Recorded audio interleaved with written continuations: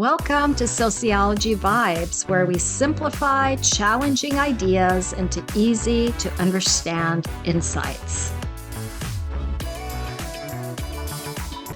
Today, our focus is on the sociological explanation of the dependency theory used by social scientists to understand global stratification or global inequality. The dependency theory was developed in the 1960s and 1970s by American-German sociologists Andre Gunder Frank and Argentinian economist Raul Prebisch. Dependency theory argues that global inequality is a consequence of unequal economic and political relationships between wealthy and poor countries that overwhelmingly benefit wealthy countries. Let's explore how this happens.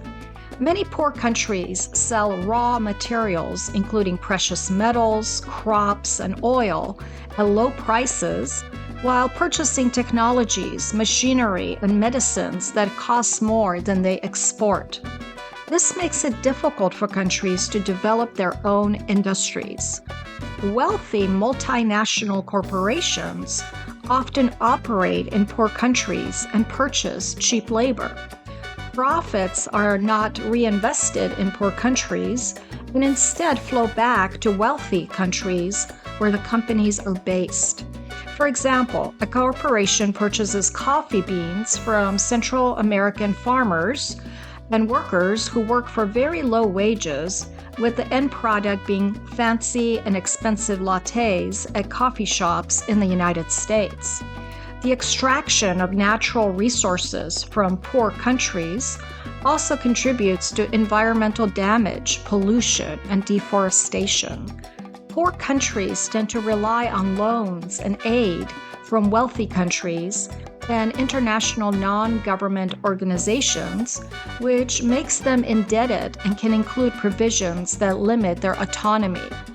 Political dependence can include financial support of the military and government leaders of poor countries, but do not necessarily have the best interest in mind of the people that they lead. Wealthy countries intentionally and unintentionally perpetrate and support corruption, limiting opportunities for change because they benefit from these arrangements. Economic trade agreements can also maintain global stratification. While portrayed as being mutually beneficial, they can favor wealthier countries. For example, poorer countries might be required to open their markets to imported goods and services from wealthier countries, while wealthy countries might not reciprocate. This can make it difficult for local businesses and farmers to compete with the international companies that produce goods on a large scale.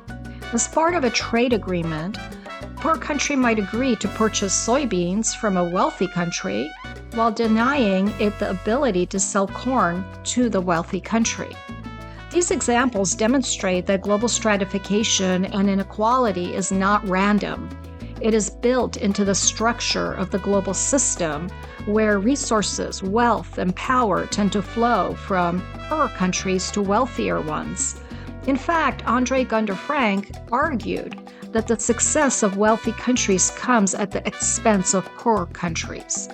Modern global relationships are influenced by history, and especially colonization, during which people and resources were exploited around the globe. The dependency theory suggests that colonization didn't end, it changed.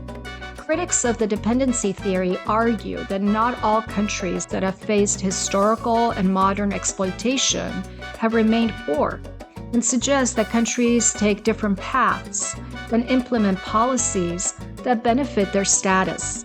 China, India, and Brazil are examples of countries that have transformed their economies.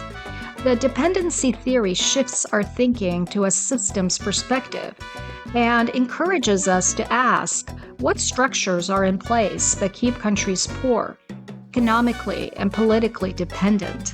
We can also become more aware of wealthy countries and how they distribute financial and humanitarian aid and who receives and benefits from it. And that makes sociology worth exploring further, don't you think? Thank you for watching. Be sure to comment below with your thoughts, questions, or any topics you'd like us to explore next. Let's keep the conversation going and our community growing. See you in the next Sociology Vibes video.